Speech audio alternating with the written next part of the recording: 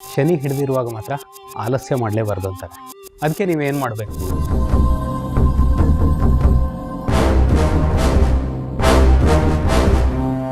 ನಮಸ್ಕಾರ ಪ್ರಿಯ ವೀಕ್ಷಕರೇ. ಶನಿ ಹಿಡಿದಿರುವಾಗ ಮಾತ್ರ ಆಲಸ್ಯ ಮಾಡಲೇಬಾರ್ದು ಅಂತಾರೆ. ಶನಿ ಹಿಡಿದಿರೋದು ಯಾರ್ಯಾರಿಗೆ ಅಂತ ಕೇಳೋದಾದರೆ, 7.5 ಇರ್ಬೋದು, ಪಂಚಮ ಶನಿ ಇರ್ಬೋದು, ಅಷ್ಟಮ ಶನಿ ಇರ್ಬೋದು. ಯಾವ ರಾಶಿಗಳಿಗೆ ಅಂತ ನಿಮ್ಗೆ ಗೊತ್ತೇ ಇದೆ. ಮುಂದೆ ಹಿಡಿಯೋದು ಯಾವ ರಾಶಿಗಳಿಗೆ ಅದನ್ನು ಕೂಡ ವರ್ಷ ಭವಿಷ್ಯದಲ್ಲಿ ನೋಡಿರ್ತೀರ. ಹಾಗಿದ್ರೆ ಏನು ಎಕ್ಸಸೈಸ್ ಮಾಡಬೇಕು?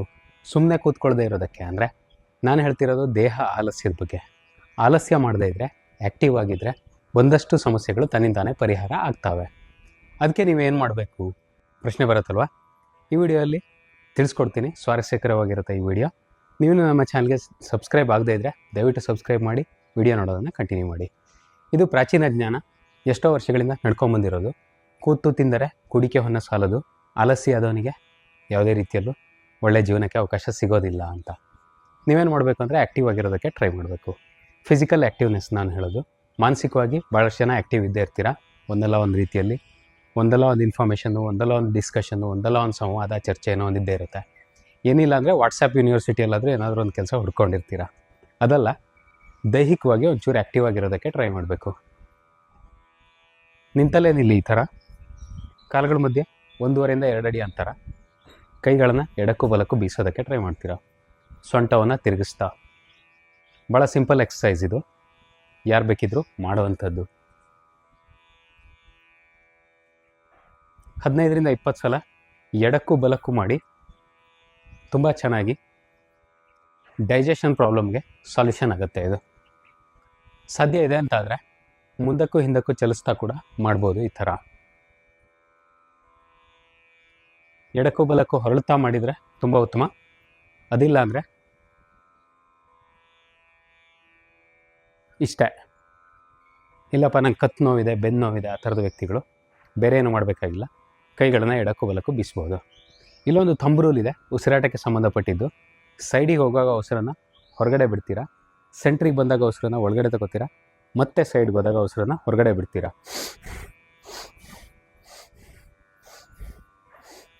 ಈ ಥರ ಉಸಿರಾಟ ಆಗುತ್ತೆ. ಇಲ್ಲಿ ಕೈಗಳನ್ನು ಬೀಸ್ತಾ ಇದ್ದೀರಾ ನೋಡಿ. ಎಷ್ಟು ಸಿಂಪಲ್ ಎಕ್ಸಸೈಸು, ಬಟ್ ಎಷ್ಟೊಂದು ಪ್ರಯೋಜನಗಳನ್ನು ತಂದುಕೊಡುತ್ತೆ. ಮನವರಿಕೆ ಆದರೆ ಖುಷಿ ಆಗ್ಬೋದು ನಿಮಗೆ.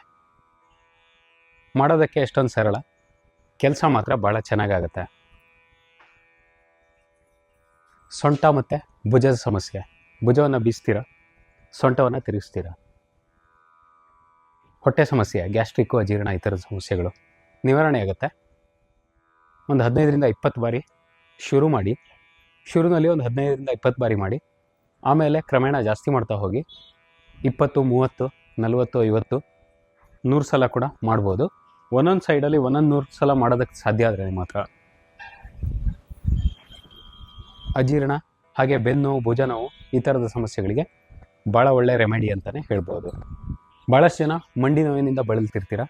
ನಮ್ಮ ಮಂಡಿ ನೋವಿನ ವೀಡಿಯೋಗಳಿಗೆ ಅದ್ಭುತವಾದ ರೆಸ್ಪಾನ್ಸ್ಗಳು ಬಂದಿದ್ದಾವೆ. ಮಂಡಿ ನೋವಿರೋ ವ್ಯಕ್ತಿಗಳಿಗೆ ಕೂಡ ಒಂದು ವ್ಯಾಯಾಮವನ್ನು ಹೇಳ್ತೀನಿ. ಅದು ಕೂಡ ತುಂಬ ಸಿಂಪಲ್ ಆಗಿರುತ್ತೆ. ಕೂತ್ಕೊಂಡಿರಬೇಡಿ, ಏನಾದರೂ ಒಂದು ಮಾಡ್ತಾಯಿರಿ. ಈ ಥರ ಸಿಂಪಲ್ ಎಕ್ಸಸೈಸ್ಗಳನ್ನು, ತುಂಬ ಸಿಂಪಲ್ ಎಕ್ಸಸೈಸ್ಗಳು ಅಂದರೆ ಎಲ್ಲರೂ ಮಾಡೋ ಥರದ್ದು. ನಿಂತ್ಕೊಳ್ಳೋಕ್ಕಾಗತ್ತೆ ಅನ್ನೋರೆಲ್ಲ ನಿಂತ್ಕೊಂಡು ಮಾಡೋ ಎಕ್ಸಸೈಸ್ಗಳನ್ನ ಮಾಡ್ಬೋದು. ಯಾರ ಹತ್ರ ಎಲ್ಲ ಕೂತ್ಕೊಳ್ಳೋಕೆ ಸಾಧ್ಯ ಇದೆಯೋ ಅವರು ನಾನು ಹೇಳ್ಕೊಡೋ ಕೂತ್ಕೊಂಡು ಮಾಡೋ ಎಕ್ಸಸೈಸ್ಗಳನ್ನ ಮಾಡ್ಬೋದು. ಯಾರ ಹತ್ರ ಎಲ್ಲ ಮಲ್ಕೊಳ್ಳೋಕೆ ಸಾಧ್ಯ ಇದೆಯೋ ಅವರು ಕೂಡ ಮಲ್ಕೊಂಡು ಮಾಡೋ ಭಾಳಷ್ಟು ಎಕ್ಸಸೈಸ್ಗಳನ್ನ ಮಾಡೋದಕ್ಕೆ ಸಾಧ್ಯ ಇದೆ. ಇವಾಗ ನೋಡಿ, ಮಂಡಿ ನೋವಿಗೆ ಸಿಂಪಲ್ ರೆಮಿಡಿಗಳು.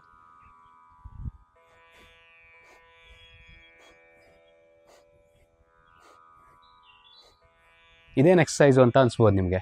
ಕಾಲನ್ನು ಎತ್ತಿ ಕೆಳಗಡೆ ಇಡೋದು, ಎಡಗಾಲನ್ನು ಮೇಲಕ್ಕೆತ್ತಿ ಕೆಳಗಡೆ ಇಡ್ತೀರಾ, ಬಲಗಾಲನ್ನು ಮೇಲಕ್ಕೆತ್ತಿ ಕೆಳಗಡೆ ಇಡ್ತೀರಾ.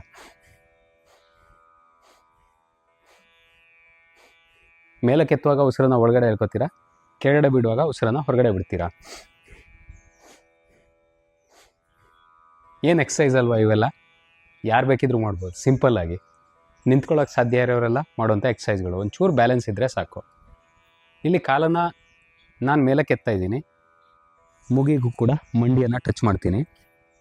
ನೀವು ಇಷ್ಟೊಂದೇನು ಮಾಡಬೇಕಾಗಿಲ್ಲ, ಇಷ್ಟೇ ಮಾಡಿ ಸಾಕು. ಎಷ್ಟಾಗುತ್ತೋ ಅಷ್ಟು. ಒಂದೇ ಒಂದು ರೂಲ್ ಏನಪ್ಪ ಅಂದರೆ, ಉಸಿರನ್ನು ಒಳಗಡೆ ಎಳ್ಕೊಳ್ತಾ ಕಾಲನ್ನು ಮೇಲೆ ಕೆತ್ತಿದ್ರಿ, ಉಸಿರನ್ನು ಹೊರಗಡೆ ಬಿಡ್ತಾ ಅಂತ ಕಾಲನ್ನು ಕೆಳಗಡೆ ಬಿಡ್ತೀರಾ. ಎಡಗಾಲಿಗೂ ಬಲಗಾಲಿಗೂ ಸೇಮ್ ಉಸಿರಾಟದ ಕ್ರಮ ಅಪ್ಲೈ ಆಗುತ್ತೆ. ಇದೇ ಥರ ಆರಾಮವಾಗಿ ಕಂಟಿನ್ಯೂ ಮಾಡ್ಕೊಂಡು ಹೋಗ್ಬೋದು. ಈ ಥರ ಮಾಡ್ತಾ ಹೋದರೆ ಚೆನ್ನಾಗಿ ನಡಿಗೆನೂ ಆಗುತ್ತೆ. ಮುಂದ್ಗಡೆ ನಡಿತೀರಾ, ಕಾಲನ್ನು ಎತ್ತಿ ಕೆಳಗಡೆ ಇಡ್ತಾ ಹಿಂದ್ಗಡೆ ನಡಿತೀರಾ. ಮಂಡಿ ನೋವಿಗೆ ಸೂಪರ್ಬ್ ಎಕ್ಸಸೈಸು. ಮಾಡಿ 20ರಿಂದ ಶುರು ಮಾಡಿ 100-200 ಸಲ ಕೂಡ ಮಾಡ್ಬೋದು, ಏನೂ ತೊಂದರೆ ಇಲ್ಲ. ಮಾಡ್ತಾ ಇರ್ಬೋದು. ಎಷ್ಟು ಮಾಡಿದರೂ ಏನೋ ತುಂಬ ಪೆಟ್ಟಾಗಿಬಿಡುತ್ತೆ, ನೋವಾಗಿಬಿಡುತ್ತೆ, ಆ ಥರದ್ದೇನೂ ಇಲ್ಲ. 1000 ಹೆಜ್ಜೆ ಆರಾಮವಾಗಿ ಭಾಳಷ್ಟು ವ್ಯಕ್ತಿಗಳು ನಡಿಬೋದು. 1000 ಹೆಜ್ಜೆ ಅಂದರೆ 1000 ಸಲ ಮಾಡ್ಬೋದು ಅಂತಲೇ ಅರ್ಥ. ಎಡಗಾಲಿಗೆ 1000, ಬಲಗಾಲಿಗೆ 1000 ಅನ್ನೋ ಹೊತ್ತಿಗೆ 1000 ಹೆಜ್ಜೆ ಆಗುತ್ತೆ. ಅಷ್ಟೊಂದು ಮಾಡೋದಕ್ಕೆ ಬೋರ್ ಅನಿಸುತ್ತೆ ಅಂತಾದರೆ ನಿಲ್ಲಿ, ಬೇರೊಂದು ಎಕ್ಸಸೈಸನ್ನು ಹೇಳ್ಕೊಡ್ತೀನಿ ನಿಮಗೆ. ಈ ಎಕ್ಸಸೈಸ್ ಕೂಡ ಮಂಡಿ ಮತ್ತು ಸೊಂಟಗೆ ಒಳ್ಳೆ ಎಕ್ಸಸೈಸನ್ನೇ ಒದಗಿಸುತ್ತೆ. ಅಂದರೆ ಚೆನ್ನಾಗಿ ವ್ಯಾಯಾಮ ಆಗುತ್ತೆ ಮಂಡಿ ಮತ್ತು ಸೊಂಟದ ಭಾಗಕ್ಕೆ. ಹಾಗೆಯೇ ಪಾದಗಳಿಗೂ ಕೂಡ ಬಲವನ್ನು ತುಂಬುತ್ತೆ. ಏನಪ್ಪ ಅಂದರೆ ಮೊದಲಿನ ಥರನೇ 1.5 to 2 feet ಗ್ಯಾಪು. ಎಡಕ್ಕೆ ತಿರುಗಿದ್ರಿ, ಎಡಗಡೆ ನೋಡ್ತೀರಾ ಪೂರ್ತಿ, ಮತ್ತು ಸೆಂಟ್ರಿಗೆ ಬರ್ತೀರಾ. ಬಲಕ್ಕೆ ತಿರ್ತೀರಾ, ಬಲಗಡೆ ನೋಡ್ತೀರಾ ಪೂರ್ತಿ. ಸೆಂಟ್ರಲ್ಲಿ ಉಸಿರನ್ನು ಒಳಗಡೆ ಹೇಳ್ಕೊತೀರಾ.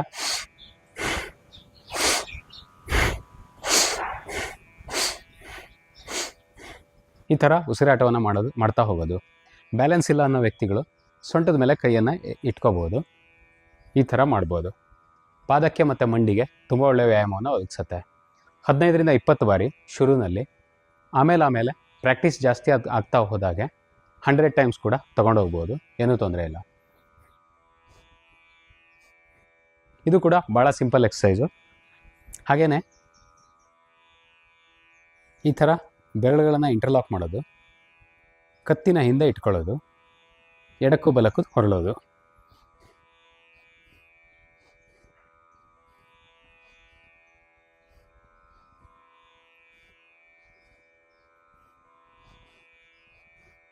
ಇಲ್ಲೂ ಕೂಡ ನಮ್ಮ ರೂಲ್ ಸಿಂಪಲ್ ಇರುತ್ತೆ. ಸೆಂಟ್ರಲ್ ಇರುವಾಗ ಅಂತ ಉಸಿರನ್ನು ಒಳಗಡೆ ಹೇಳ್ಕೊತೀರಾ. ಎಡಕ್ಕೆ ಟರ್ನ್ ಆಗುವಾಗ ಉಸಿರನ್ನು ಅಂತ ಹೊರಗಡೆ ಬಿಡ್ತೀರಾ. ಮತ್ತೆ ಸೆಂಟ್ರಲ್ಲಿ ಉಸಿರನ್ನು ಒಳಗಡೆ ಹೇಳ್ಕೊತೀರಾ. ಬಲಕ್ಕೆ ಟರ್ನ್ ಆಗುವಾಗ ಮತ್ತೆ ಉಸಿರನ್ನು ಹೊರಗಡೆ ಬಿಡ್ತೀರಾ. ಈ ವ್ಯಾಯಾಮ ಮತ್ತು ಮೊದಲು ಹೇಳಿದ ವ್ಯಾಯಾಮ ಇದೆರಡರಲ್ಲೂ ಕಾಲ್ಪಾದ ನೋಡಿ. ಯಾವಾಗ ಯಾವ ದಿಕ್ಕಿಗೆ ನೀವು ತಿರುಗ್ತೀರಾ ಆ ದಿಕ್ಕಿಗೆ ಆ ಕಾಲಿನ ಪಾದವನ್ನು ನೇರವಾಗಿ ಮುಂದ್ಗಡೆ ತಿರುಗಿಸ್ತೀರಾ. ಈ ಥರ ಬಲಪಾದ ನೇರ, ಎಡಪಾದ ಪರ್ಪೆಂಡಿಕ್ಯುಲರ್ ನೀವು ನೋಡೋ ದಿಕ್ಕಲ್ಲಿ. ಅದೇ ಥರ ಎಡಕ್ಕೆ ತಿರುಗಿದಾಗ ಎಡಪಾದ ನೇರ, ಬಲಪಾದ ಪರ್ಪೆಂಡಿಕ್ಯುಲರು ಅಥವಾ ಆ್ಯಂಗಲ್ಲು ನಿಮ್ಮ ಕನ್ವೀನಿಯನ್ಸ್ ಹೆಂಗಾಗುತ್ತೋ ಆ ಥರ ಇಟ್ಕೋಬೋದು. ಬೆರಳುಗಳನ್ನು ಈ ಥರ ಇಂಟರ್ಲಾಕ್ ಮಾಡಿ ಕತ್ತಿನ ಹಿಂದ್ಗಡೆ ಇಟ್ಕೊಳ್ಳೋದು. ಶ್ವಾಸವನ್ನು ಎಳ್ಕೊಂಡು ಶ್ವಾಸವನ್ನು ಹೊರಗಡೆ ಬಿಡ್ತಾ ಎಡಕ್ಕೆ ತಿರುಗೋದು. ಪುನಃ ಶ್ವಾಸವನ್ನು ಎಳ್ಕೊಳ್ಳೋದು, ಶ್ವಾಸವನ್ನು ಹೊರಗಡೆ ಬಿಡ್ತಾ ಬಲಕ್ಕೆ ತಿರುಗೋದು.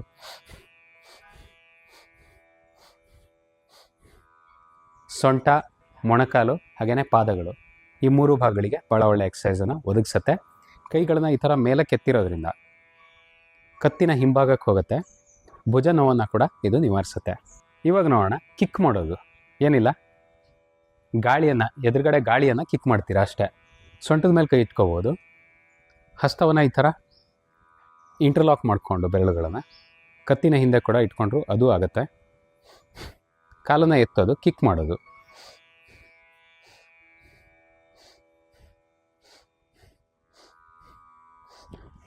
ಒಂಥರ ಗಾಳಿಯನ್ನು ಗುದ್ದುವಂಥ ಕೆಲಸ.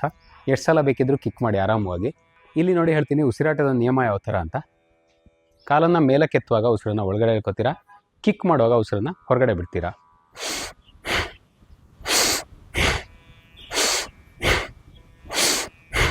ಈ ಥರ ಬರುತ್ತೆ. ಇದು ತುಂಬ ಎತ್ತರಕ್ಕೂ ಕಿಕ್ ಮಾಡ್ಬೋದು, ಬಟ್ ಆ ಥರದ ವಿಧಾನಗಳನ್ನ ಇಲ್ಲಿ ನಾನು ಹೇಳ್ತಾ ಇಲ್ಲ.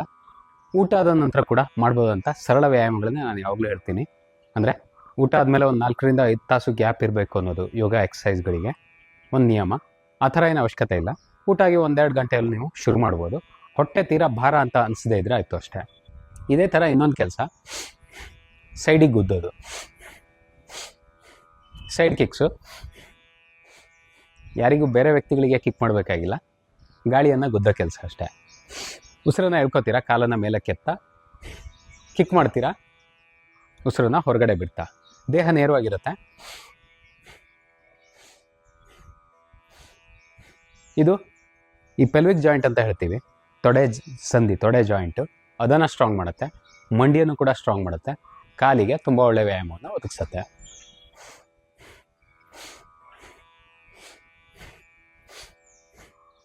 ಈ ಥರ ಮಾಡ್ತಾ ಹೋಗಿ ಎಷ್ಟು ಸಲ ಸಾಧ್ಯ ಆಗುತ್ತೋ ಅಷ್ಟು ಸಲ ಮಾಡಿ. ಈ ಎಲ್ಲ ಎಕ್ಸಸೈಸ್ಗಳು ಸೋಂಬೇರಿತನವನ್ನು ತಡೆಯೋ ಥರ ನಿಮ್ಮನ್ನು ಕಾಪಾಡ್ತವೆ. ಹಾಗಂತ ಸಿಂಪಲ್ ಎಕ್ಸಸೈಸ್ಗಳು ಯಾರೂ ಕೂಡ ಮಾಡ್ಬೋದು, ತುಂಬ ಶ್ರಮದ ಅವಶ್ಯಕತೆ ಇಲ್ಲ.